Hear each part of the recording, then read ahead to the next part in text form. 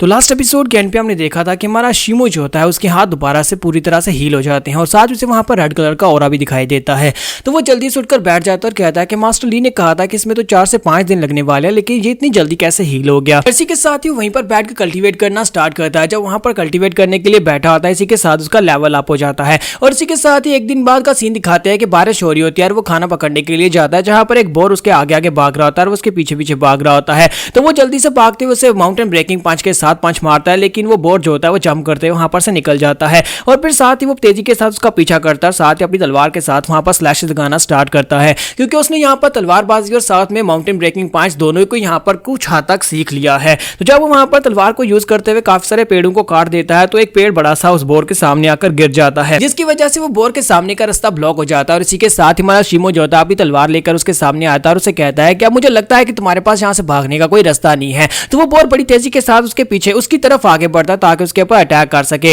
जैसे ही वो उसके ऊपर अटैक करता है, इसी के साथ ही द्राम द्राम की आवाज आती है और उसके बाद हमारा जो शिमो होता है वो उसे अपने कंधे के ऊपर उठाकर लेकर जा रहा था, क्योंकि उसने उसको मार दिया होता है। तो शिमो कहता है कि मुझे लगता है कि अब यहाँ पर मैं माउंटेन ब्रेकिंग पंच के साथ 600 पाउंड की पावर को आसानी से रिलीज कर सकता हूँ, जिससे मैंने इस बोर को पकड़ लिया और मेरी ब्लेड आर्ट भी पहले से काफी ज्यादा बेहतर हो गई है। लगता है कि मास्टर ली को जाकर बुलाकर लाना पड़ेगा, क्योंकि मैं पूरी तरह से हील हो गया हूँ। लेकिन जैसे ही वो अपने घर में वापस आता है तो उसे घर के अंदर से रोशनी दिखाई देती है, जैसे किसी ने आग जलाई हो। तो इस बात से वो काफी ज्यादा हैरान होता है, क्योंकि घर में इस वक्त किसी को नहीं होना चाहिए था। तो वो बड़ी तेजी के साथ जाता है, अपना दरवाजा खोलता है और कहता है कौन है जहां पर, किसकी इतनी हिम्मत हुई मेरे घर में घुसने की। तो वहां पर एक बाप बेटी होते हैं, तो वो उसे कहते हैं कि यंग मास्टर प्लीज हमें छोड़ दो, प्लीज हमारे पर अटैक मत करना। हमारे पास यहाँ पर इस बारिश में कहीं और जाने के लिए वक्त नहीं था और ना ही हमारे पास यहाँ पर इस बारिश में कहीं और जगह जाने की जगह है। तो हमारा शिमो जो होता है उन दोनों की तरफ देखता है कि वो दोनों बिल्कुल हार्मलेस होते हैं और वहां पर उसकी बेटी को देखता है, जो कि हमारी आगे जाकर हीरोइन बनने वाली है। और उस लड़की का नाम जोंग जियो होता है और उसकी उम्र भी 14 साल ही है। तो इसी के साथ ही वो अपने बोर को वहां पर घर के अंदर ही पकाता है, साथ ही उनके सामने मीट करता है और कहता है कि आप लोग खाएंगे।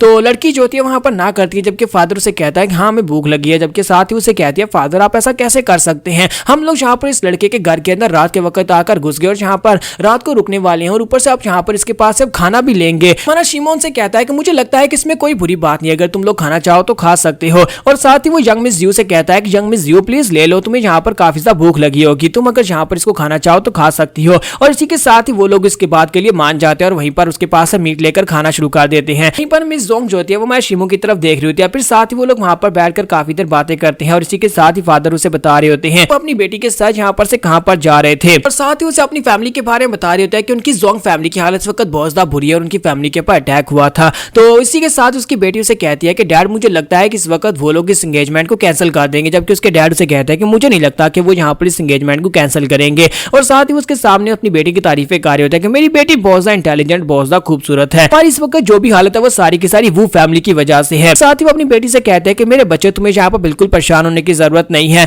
मैं अब तुम्हें बहुत ही कंफर्टेबल लाइफ देने वाला हूँ और आज के बाद से तुम्हें बिल्कुल परेशान होने की जरूरत नहीं है। तो हमारा शिमो जो होता है वहां पर सोच रहा था कि यहाँ पर किस वो फैमिली की बात कर रहे हैं। इस स्टेट में 4 बड़ी फैमिलीज हैं, जिनमें से जिन फैमिली भी एक बड़ी फैमिली और वो फैमिली भी उन्हीं फैमिली में से एक है। और इसी के साथ ही हमारे शिमो को वहां पर कुछ महसूस होता है, आसमान के ऊपर बिजली चमकती है और साथ ही हमारा शिमो कुछ महसूस करता है जैसे कोई उनकी तरफ आगे बढ़ रहा हो। तो हमारा शिमो कहता है कि लगता है कोई आ रहा है और इसी के साथ ही अपनी तलवार लेकर दरवाजे के पास खड़ा हो जाता है कि शायद दरवाजे से कोई अंदर आने वाला है। लेकिन इसी के साथ ही साइड की दीवार टूटती है और वहां पर से कोई अंदर आ जाता है, साइड की दीवार तोड़कर उनके ऊपर अटैक करता है। तो शिमो जो होता है वो दोनों बाप बेटी को पकड़ता है, जल्दी से जंप करते हुए साइड के ऊपर हट जाता है। तो जब वो लोग वहां पर देखते हैं कि दीवार तोड़कर कौन अंदर आया, तो वहां पर एक ज़ोंबी खड़ा होता है। तो एक ज़ोंबी उनके घर के अंदर घुस आता है। तो ये देखने के बाद वो लोग काफी हैरान होते हैं। तो फादर चिल्लाकर कहते हैं ये तो एक ज़ोंबी है और ज़ोंबी बड़ी तेजी के साथ अपना मुंह खोलता है और उनके ऊपर अटैक करने के लिए आगे बढ़ता है। तो जबकि हमारा शिमो जो होता है अपनी तलवार लेकर उसके ऊपर अटैक करता है, वो उसके ऊपर स्लैशेस लगाता है, लेकिन क्योंकि वो ज़ोंबी होता है इसी वजह से उसकी बॉडी के ऊपर कोई भी इफेक्ट्स नहीं होते। तो इस बात से वो भी काफी ज्यादा हैरान होता है और कहता है कि ये क्या हो रहा है, इसकी बॉडी के ऊपर तो बिल्कुल भी कोई इफेक्ट ही नहीं हुआ। और इसी के साथ ही ज़ोंबी जो होता है अपने पंजे को आगे बढ़ाता है और हमारे शिमो के ऊपर अटैक करता है, लेकिन शिमो जल्दी से जंप करते पीछे की तरफ जाता है और पीछे वाली साइड पर जाने के बाद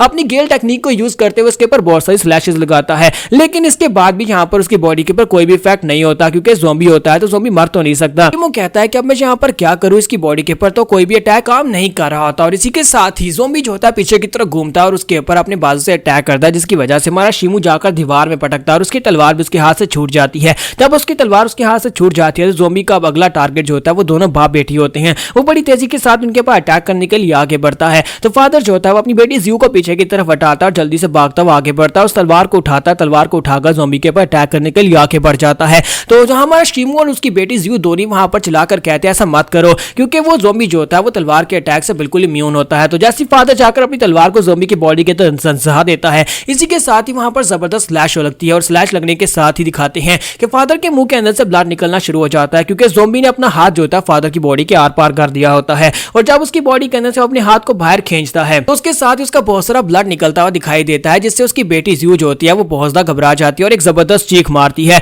वो जब वहां पर चीख मारती है तो उसकी चीख के अंदर इतनी ज्यादा प्रेशर होता है कि उस प्रेशर के साथ ज़ॉम्बी थोड़ी देर के लिए वहां पर लड़खड़ा जाता है और वो लड़की अभी भी वहां पर चिल्ला रही होती है। उसके चिल्लाने के साथ ही हमारा जो शिमू होता है बड़ी तेजी के साथ आगे बढ़ता है और अब यहाँ पर अपनी माउंटेन ब्रेकिंग पंच को यूज करते हुए फुल पावर के साथ उसके ऊपर एक जबरदस्त पंच मारता है और इसी एक पंच के साथ वो ज़ॉम्बी की बॉडी के टुकड़े टुकड़े कर देता है। और अब जबकि ज़ॉम्बी की बॉडी के टुकड़े टुकड़े हो जाते हैं तो वो दोबारा उठकर खड़ा नहीं हो पाता। तो जब ज़ॉम्बी वहां पर नीचे गिरता है और जब ज़ॉम्बी की बॉडी डिस्ट्रॉय होती है तो उसके पास एक टोकन गिरता है, एक बैच गिरता है। तो उस बैच को उठा लेता है और कहता है कि ये क्या है, लगता है कि ये बैच इसी का होगा, लेकिन ज़ॉम्बी बनने से पहले इसके पास ये बैच हुआ करता होगा, ये शायद इसकी कोई आइडेंटिटी हो सकता है, ये कोई सोल्जर हो। और दूसरी तरफ दिखाते हैं कि जियो जो होती है अपने फादर के पास जाकर बैठी होती है और उसे चेक कर रही होती है, लेकिन फादर के मुंह से ब्लड निकल रहा होता है। तो हमारा जो शिमू होता है वो भागता हुआ आगे बढ़ता है और कहता है अंकल जोंग क्या आप ठीक हैं? जबकि फादर उसे कहता है कि मेरी बेटी प्लीज मुझे माफ करना, मैं तुम्हारे साथ यहाँ पर से और ज्यादा आगे नहीं बढ़ सकता, मुझे लगता है कि मैं यहाँ पर मरने वाला, मेरा वक्त पूरा हो चुका है। जबकि वो चलाकर उसे कहती है नहीं डैड ऐसा मत कहें। जबकि मास्टर जोंग जो होते हैं वो हमारे शिमू से कहते हैं कि यंग हीरो प्लीज मेरा एक और काम करो, प्लीज मेरे पर एक और एहसान कर दो, तुमने यहाँ पर हम दोनों को पनाह दी और साथ ही हमारी जान बचाई, लेकिन क्या तुम मेरे लिए एक और काम कर सकते हो? मेरी बेटी का अब इस दुनिया में और कोई नहीं बचा, क्या तुम मेरी बेटी का ध्यान रखोगे? क्योंकि मेरे मरने के साथ ही यहाँ पर जियो फैमिली और साथ में वो फैमिली, इन दोनों के दरमियान में जो बिथरोटल कॉन्ट्रैक्ट हुआ था, यानी कि मेरी बेटी की सगाई उनके यंग मास्टर के साथ होने वाली थी, वो कैंसिल हो जाएगी।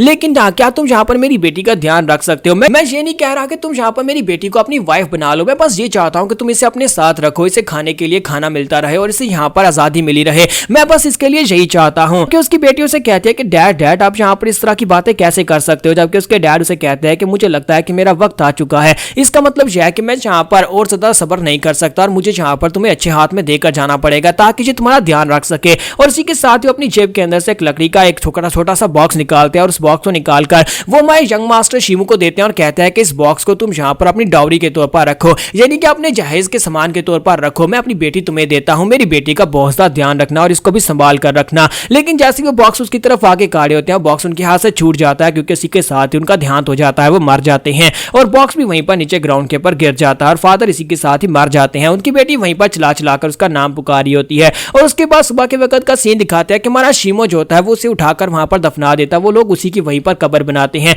और वो जियो से कहता है कि मिस जोंग मुझे लगता है कि हमें यहाँ से चलना चाहिए, हम लोग और ज्यादा यहाँ पर नहीं रुक सकते, और वो उसे अपने साथ लेकर वहां पर जंगल के रास्ते मास्टर ली के घर की तरफ जा रहा होता है। तो यहाँ पर हम लोग अपनी एपिसोड 06 का एंड करेंगे और नेक्स्ट एपिसोड में देखेंगे कि इन दोनों की किस्मत में अब और आगे क्या लिखा हुआ है, क्या इन दोनों की रब ने बना दी जोड़ी यहीं पर बन चुकी है या फिर अभी और बहुत ज्यादा स्ट्रगल करना बाकी है।